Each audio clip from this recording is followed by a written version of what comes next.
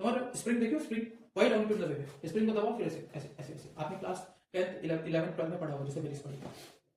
तो ये longitudinal wave ऐसे होती है, ठीक है। तो इसका जो फोर्स ऑफ डायरेक्शन है, यानी कि देखो फोर्स क्या होता है, यानी भाई देखो जब हिला, ठीक है, जब आपका जब आपका रॉक ब्रेक हुआ तो उससे जो एनर्जी जो वेव हिली, तो अब वो फोर्स ऑफ जिस डायरेक्शन में जा रही है, यानी कि उससे जो एनर्जी है, फोर्स का डायरेक्शन और एनर्जी का डायरेक्शन, फोर्स का डायरेक्शन और एनर्जी का भी डायरेक्शन, इस जिस डायरेक्शन में जाना है इसको ऊपर जाना है, ठीक है। इसका प्रोपागेशन कहां है, प्रोपागेशन का मतलब होता है वेव, यानी कि जिस इसको डायरेक्शन में जाना है उसी डायरेक्शन में जाएगी, उसका फोर्स उसी डायरेक्शन में लगेगा, उसकी एनर्जी भी उसी डायरेक्शन में लगेगी। बट सेकेंड वे में ऐसा नहीं होता है, सेकेंड वे में इसका उल्टा होता है, ठीक है, क्योंकि ये क्या है, ट्रांसवर्स वेव है, ऊपर नीचे होती है, यानी कि डायरेक्शन इसका बदलेगा थोड़ा बहुत। इसीलिए इसीलिए ये क्या होता है, ये क्या होती है, लॉन्गिट्यूडनल वेव क्या होती है, मतलब आपकी पहले पहुंचती है, क्योंकि इसका फोर्स ऑफ डायरेक्शन